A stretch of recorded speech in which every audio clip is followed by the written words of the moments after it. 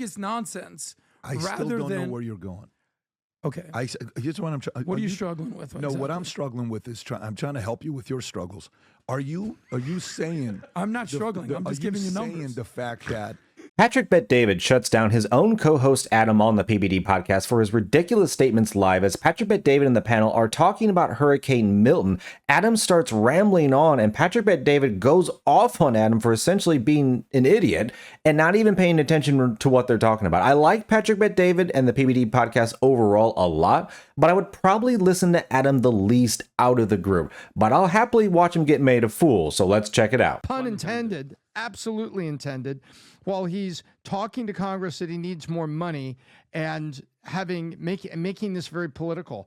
I don't think I'm on the page of like vote suppression. These are mostly red votes. These are there because that gets pretty hairy, and that could cause an incredible responsive turnout in the other direction. But this comes down to one thing, and it's something that is probably the most important thing and part of this election, and that's just money. And the math of where the money goes and budgeting.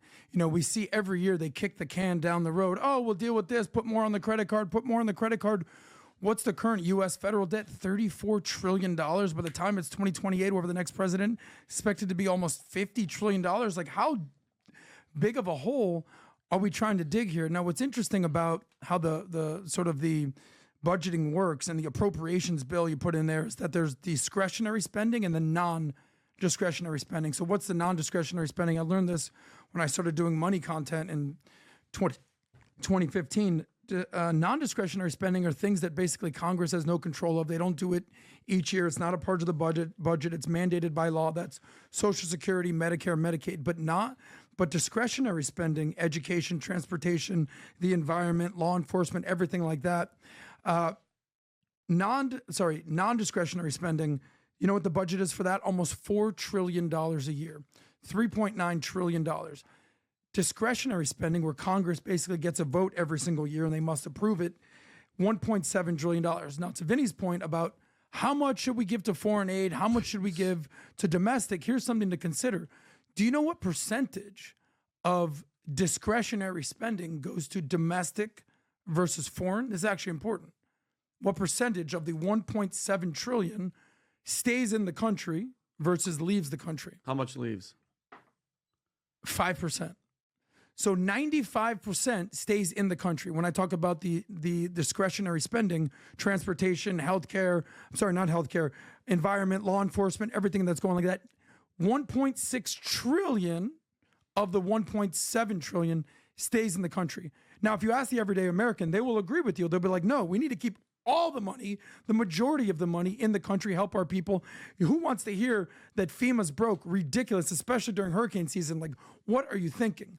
But also understanding that only 5%. Where are you going, bro? I'm just saying that it's not as ridiculous as it seems. Like, if you do the math on it, only 5% of the $1.7 trillion of the discretionary spending. I don't understand what you just said. So what does that have to do with them not having money that's been unaccounted for and unliquidated to spend on something like that? Obviously, I don't know about you folks, but I don't know what Adam is talking about. Like, Patrick Bet David and the panel are talking about Hurricane Milton and basically the fallout and like the politicization of the whole thing by Kamala Harris's campaign. And he just starts going into numbers. Like, I feel like sometimes Adam is just like the kid out of the group who just wants to get a word in so he feels special.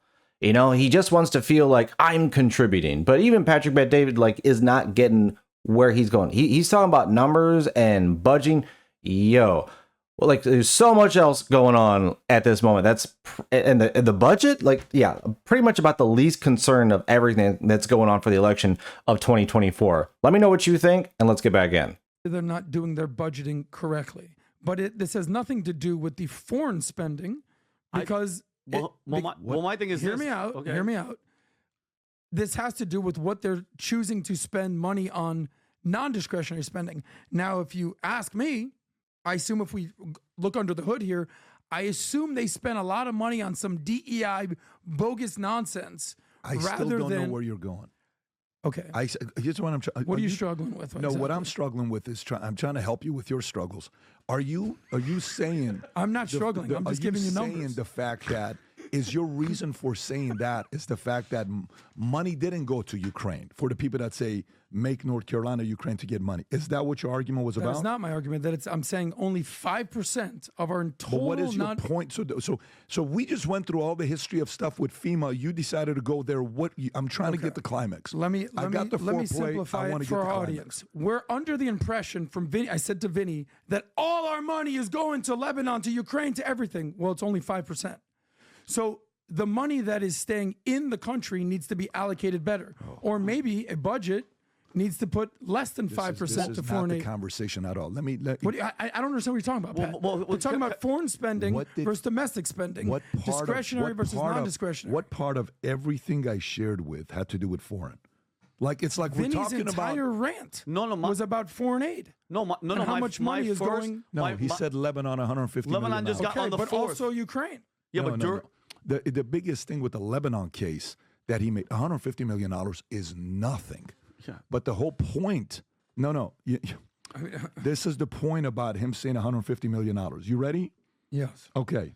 So let's just say, God forbid, someone you love just died. Mm-hmm. Okay? And you need my help. And we're at a family gathering.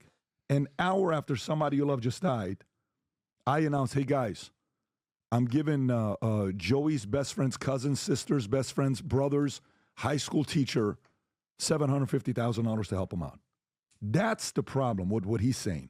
The timing of after someone died, I'm giving a stranger $750,000. It's not the dollar amount. If you notice when Patrick Bet-David was talking to Adam, finally he just kind of looked up and looked away right now like, oh, man, I hate when this happens on live TV. Like, oh, poor Adam.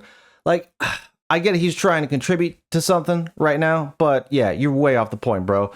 I mean, the whole point, yeah, it's like FEMA had no money for all of these people, misappropriated funds, and I mean, these people are screwed. I mean, there's so much going on with these hurricanes right now and the fallout of all of this. No one cares about the proprietary budget of foreign versus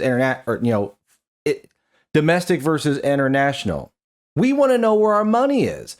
All this money that was supposed to be here for these victims has now been used up for all of these illegal migrants against basically the will of the people, because Joe Biden and Mayorkas and all these other woke lunatics, decided to take all of our money and use it for all of the illegal immigrants. Like they put people who are foreigners in this country on a pedestal over their own people. It sickens me to think that all these people aren't going to get the help that they rightfully deserve. Well, yeah, we keep giving money to everybody else. But yeah, Adam, bro, pay attention. It's sad. But hey, I like the panel anyway. Let me know what you think about what Patrick Bet-David had to say to poor old Adam shutting him down. And let me know what you think about all this madness going on with FEMA and all these hurricanes. It's crazy, folks, but I'm praying and hoping for these people. Thanks for watching. Like, subscribe, and I'll see you on the next one.